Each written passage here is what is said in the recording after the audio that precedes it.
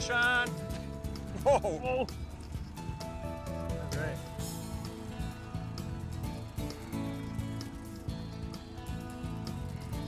I know it's hard to tell how big it is. When we get the net? Yeah, probably.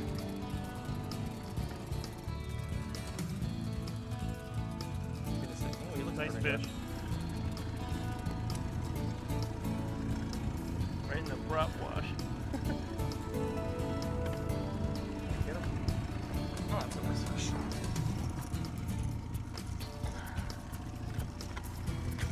There you go.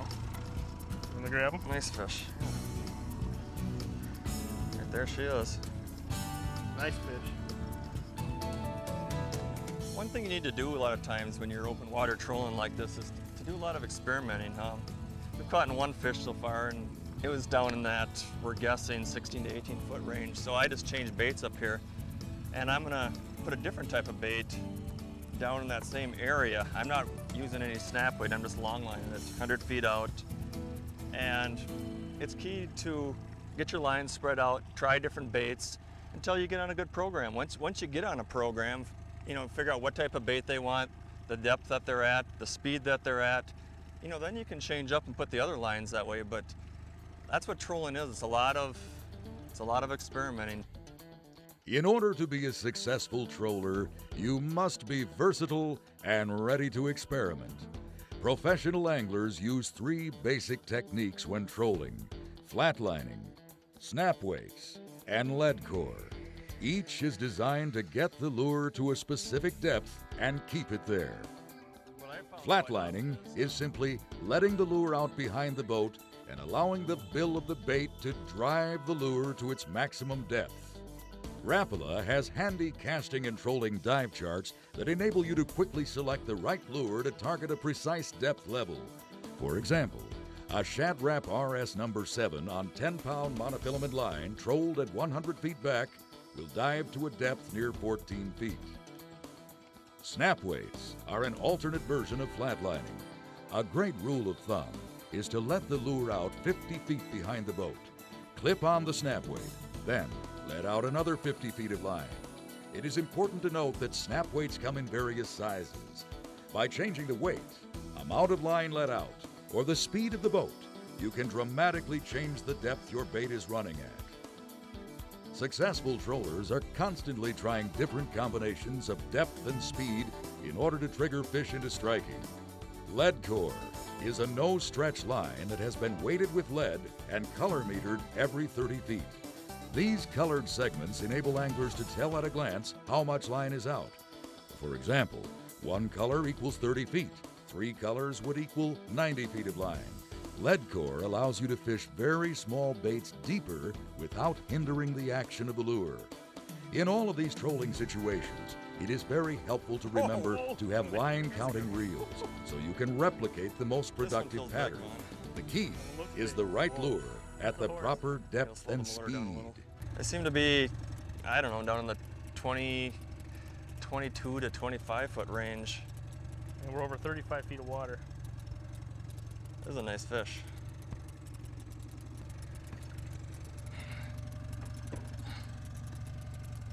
He's staying down to the leader.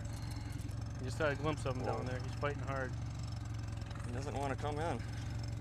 He's a real fighter. Nice fish. Decent. All right, there he is. Oh, not huge. I thought he's bigger.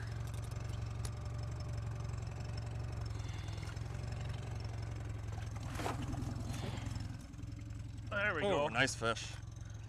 Not as big as I thought it was, but nice fish. 24 inch or so. Hey Vaughn, I think we should change that other line up there and put another lead core out with a number 9 holographic. That seems to be a pattern. I think that's a good idea. We haven't, it's been a hot pattern. We haven't been doing much in the high baits and stuff, and yeah. So let's change that one up over there, and yep. That seems to that's be a pattern. Working. That's working. I noticed on the depth finder now too. We're marking a lot of fish down there low, some big ones.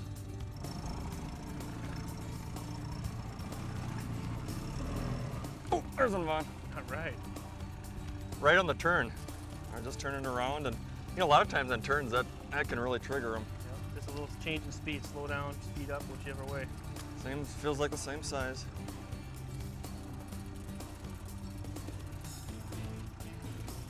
I tell you what, where we're trolling right here, we're out off a mud flat. The mud flat comes up to 24 feet on the top, and we're out from it, I don't know, maybe a block. We just went across a little while ago, and the fish seem to be suspended at the same depth of the flat. The flat tops out at 24 feet. Right now we're in 35 feet, and from what the electronics are telling us, those fish are staying at that same level of the flat, suspending out over the deep water. And that you'll find that holds true in a lot of different bodies of water. He doesn't like the boat. Great for kids to reel in.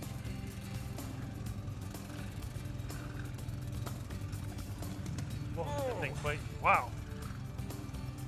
Come on, babe. Right? Yeah, almost. Ooh. Ooh, nice fish. Nice fish.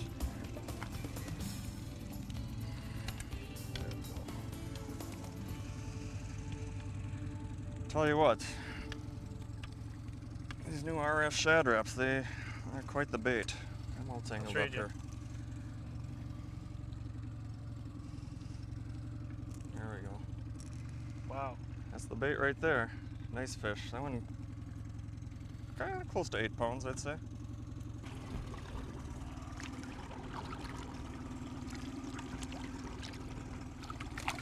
There she goes. All right, put this one back out, and we've been continually changing all day. Fish on! Fish on. All right. There we go. Go ahead, Vaughn. I'll keep putting this one out. And I guess, I can keep saying what I was going to. I guess we've been changing all day till we found what works. And right now it's been working great, but it won't work all day. It'll change. And when we change, we'll change our depth up or down a little bit, follow where the fish are going. We'll change our colors. If the clouds come in like it looks like they might be, we'll change our color possibly if it quits working. We'll keep using what we are until it quits working. But if we go for any kind of a span of time where we just aren't catching fish, we'll start changing what we're doing. Size of the baits, depth of the baits, and color of the baits. That's okay. A nice fish. Nice fish. Well, he came up right away.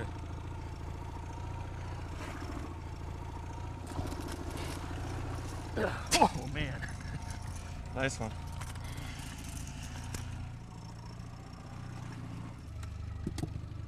Oh, that's a nice fish. That's a nice fish, yeah.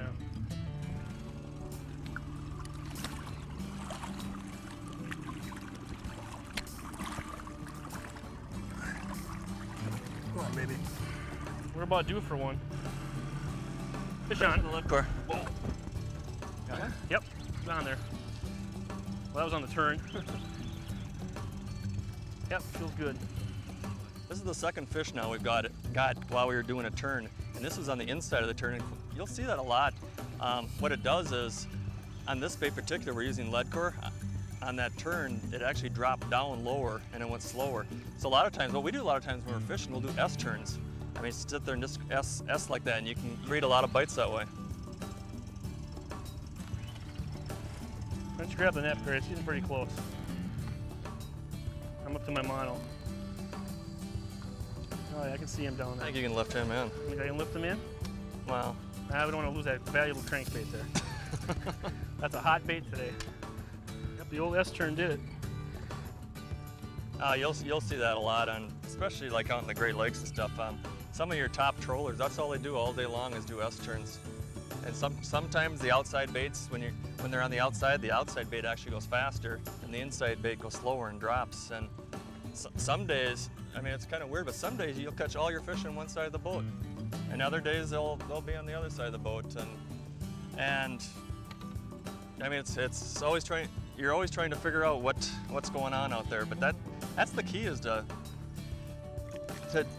try to figure out what the pattern is. Don't force feed fish. Let them tell you what they want, what speed they want, and that's the key. And once you can hone in on all those little different secrets they're trying to tell you, then you can get on them pretty good. Oh, yeah, there you go.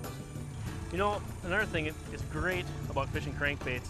You know, you go to a new places, new bodies of water you haven't been at before, I guess, and they're huge. There's a lot of things that you don't know.